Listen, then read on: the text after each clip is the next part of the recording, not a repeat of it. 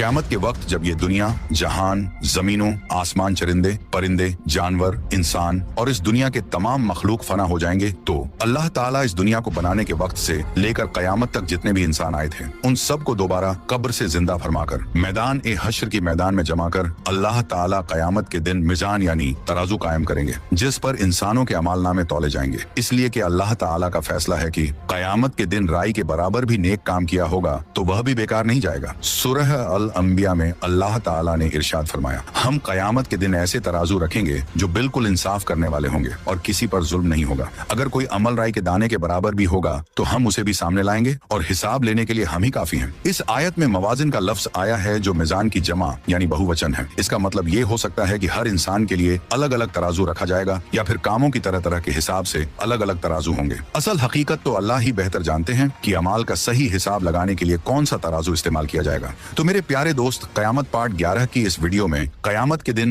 मिजान किसके हाथ में होगी, इसका जिम्मेदार कौन होगा, किन लोगों के अमाल तोले जाएंगे और किन के नहीं, जिनके नेक अमाल भारी होंगे उनका क्या अंजाम होगा और जिनके नेक अमाल हल्के होंगे उनका क्या हाल होगा। जानने वाले हैं तो आप लोगों से गुजारिश है कि इस वीडियो को आखिर तक जरूर देखें और हाँ, ज्यादा से ज्यादा लाइक, शेयर, कमेंट करके अपने दोस्त और घर वालों को भी जरूर दिखाएं। तो मेरे प्यारे दोस्त, इन सब बातों से पहले ये जान लेना जरूरी है कि मिजान आखिर है क्या। इसको एक मिसाल से समझिए। एक शख्स पूरी तवज्जो और दिल से जमात के साथ वक्त पर नमाज अदा करता है, वहीं दूसरा शख्स भी नमाज में शामिल होता है लेकिन दिल अल्लाह की याद से गाफिल होता है और दूसरे ख्यालात में डूबा रहता है और उसकी नमाज सिर्फ एक आदत बनकर रह जाती है, जैसे कोई मशीन हो जिसे ऑन कर दिया गया हो। अब जाहिर है कि इन दोनों की नमाजें सूरत एक जैसी हैं, मगर सवाब और दर्जे में बड़ा फर्क है। ये बातें अंदरूनी हालत से ताल्लुक रखती हैं और इनका सही इल्म सिर्फ अल्लाह ताला को है। इसलिए अमाल का वजन उसकी हकीकत और इखलास पर होगा और ये वही जानता है जो दिलों का हाल जानता है। जैसे कि सूरह अराफ में अल्लाह ताला फरमाते हैं, यकीनन उस दिन वजन होगा जिनका पलड़ा भारी होगा, वही कामयाब होगा। इस आयत की तायद एक मशहूर हदीस से भी होती है जिसे हदीस बिताका कहा जाता है।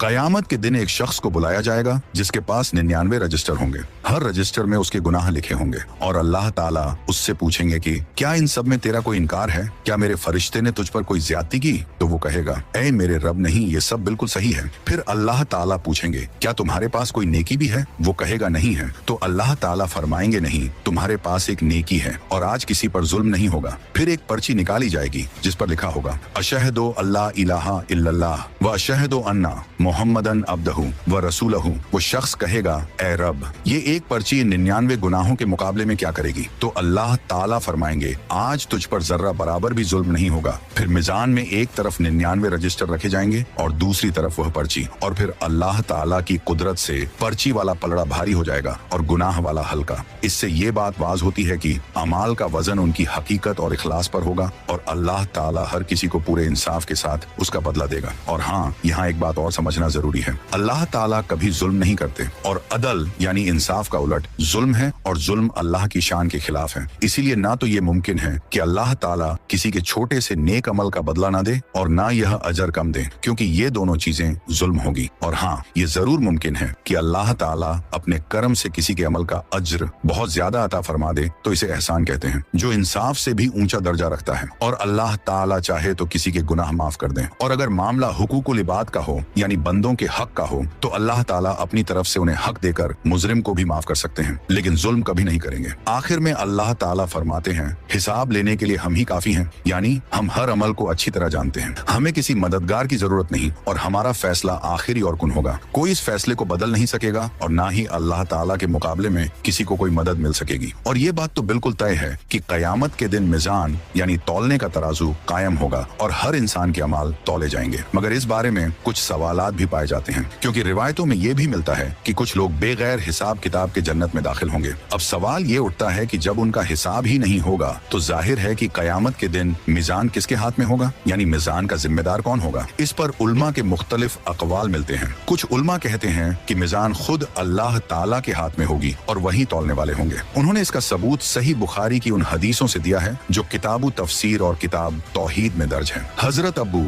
हुरैरा रज़ी अल्लाह ताला अन्हु फरमाते हैं कि आप सल्लल्लाहु ताला अलैहि वसल्लम ने फरमाया, अल्लाह ताला का हाथ भरा हुआ है, वो रात दिन खर्च करते हैं लेकिन उसमें कोई कमी नहीं आती। और फरमाए, अल्लाह ताला का अर्श पानी पर था और है, और उसी के हाथ में मिजान है जिसे वह किसी के लिए नीचे और किसी के लिए ऊपर करते हैं। लेकिन इमाम दाऊदी, इमाम खत्ताबी और कुछ दूसरे उलमा कहते हैं कि यहाँ मिजान से मुराद यानी मिजान से मतलब कयामत का तराजू नहीं है बल्कि दुनिया का रोजी वाला तराजू है। जैसा कि सूरह सबा की आयतें भी इसी बात की तरफ इशारा करती हैं। उनके मुताबिक कम करना और ज्यादा करना यानी किसी को कम रोजी देना और किसी को ज्यादा दुनिया की रोज की तकसीम बताई जा रही है। और मतलब ये है कि अल्लाह ताला ही रोजी बांटते हैं, किसी पर तंगी करते हैं, किसी को फराखी देते हैं, लेकिन उनके खजाने में कोई कमी नहीं आती। वह अपनी हिकमत और मसलहत से सब कुछ तय करते हैं। इसके अलावा इमाम बहकी रहमतुल्लाह अलैह ने हजरत अनस रजी अल्लाह ताला अन्हो से एक मरफून रिवायत बयान की है कि मलकुल मौत यानी मौत का फरिश्ता कयामत के दिन मिजान का जिम्मेदार होगा। यहाँ एक बात समझनी जरूरी है कि कुरान और सही हदीसों में रूह कब्ज करने वाले फरिश्ते को मलकुल मौत कहा गया है, न कि इजराइल। हालांकि कुछ आसार में इजराइल का जिक्र जरूर मिलता है, जबकि इमाम बुखारी रहमतुल्लाह अलैह ने तारीख अल कबीर में, याकूब बिन सुफियान ने अपनी किताब फवायद में और अबू शेख ने किताब सुन्ना में हजरत हुजैफा बिन यमान रजी अल्लाह ताला